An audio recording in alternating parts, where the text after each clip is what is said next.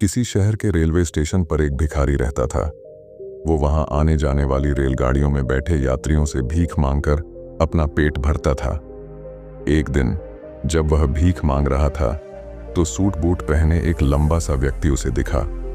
उसने सोचा कि यह व्यक्ति बहुत अमीर लगता है, इससे भीख मांगने पर यह मुझे जरूर अच्छे पैसे देगा। वह उस लंबे व्यक्ति से भीख मांगने लगा।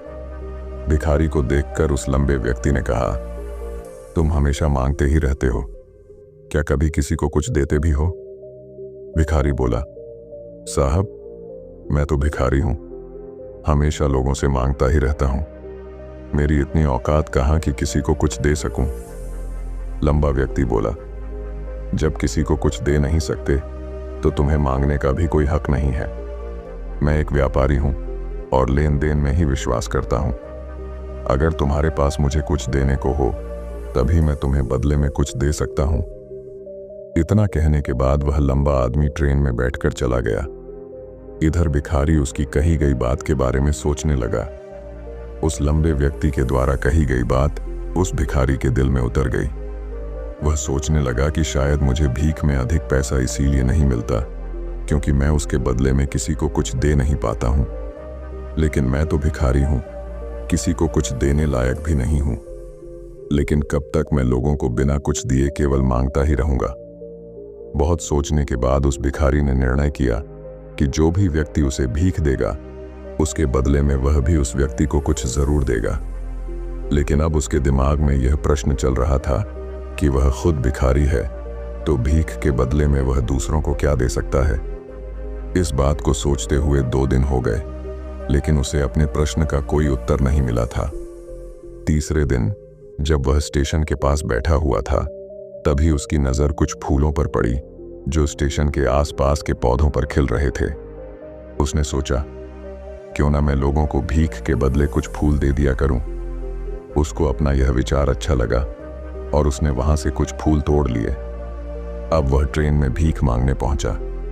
अब जब भी कोई उसे भीख देता तो उसके बदले में वह भीख देने वाले को कुछ फूल दे देता। उन फूलों को लोग खुश होकर अपने पास रख लेते थे। अब भिखारी रोज फूल तोड़ता और भीख के बदले में उन फूलों को लोगों में बांट देता था।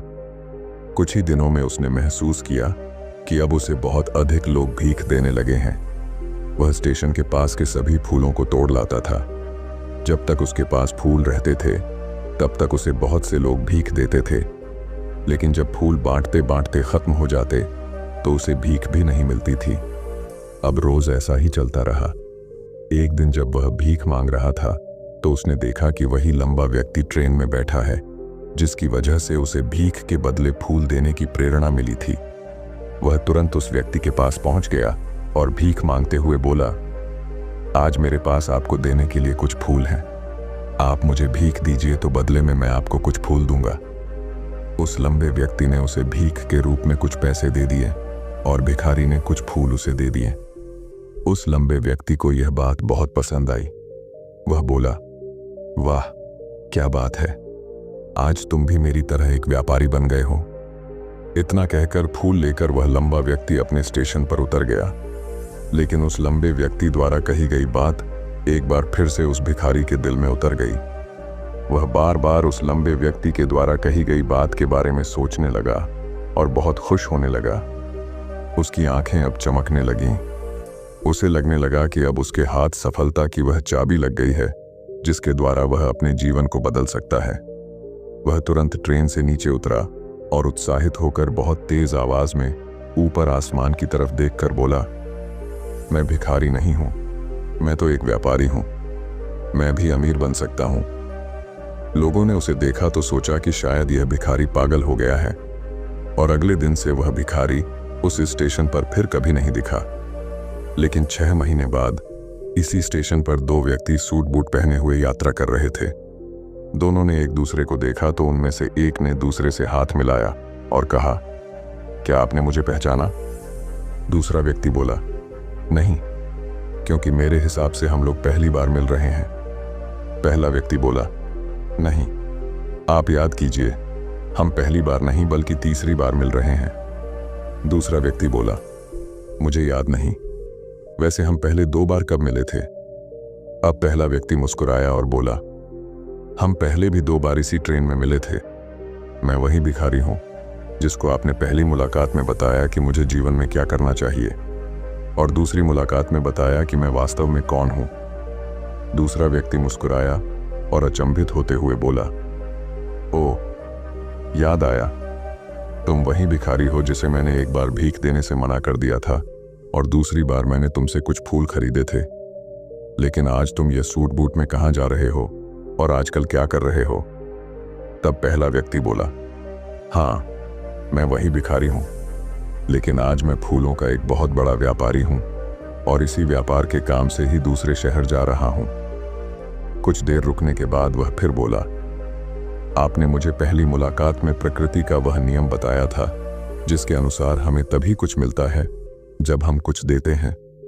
लेन देन का यह नियम वास्तव में काम करता है।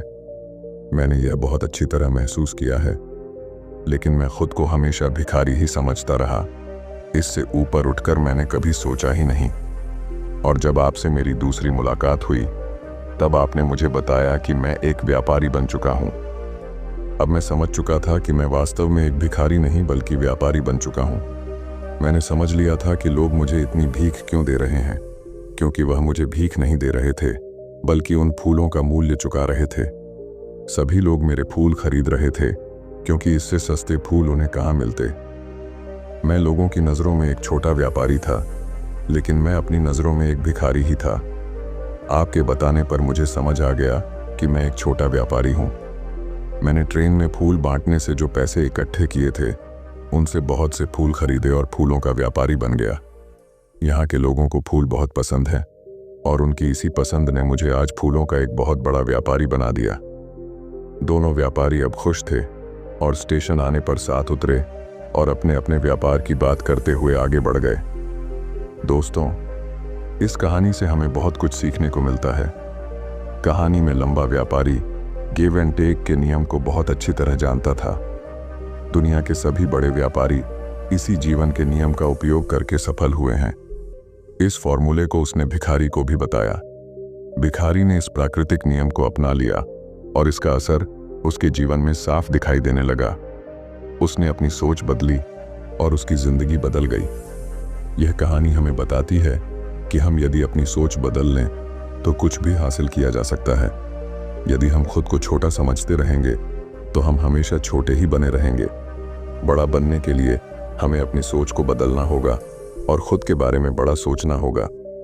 कहानी का सार यह है कि सफलता आपकी सोच में छुपी होती है। खुद का आत्मसम्मान जगाइए, अपनी सोच को बड़ा बनाइए और देखिए कैसे आप सफलता के शिखर पर पहुंच जाते हैं।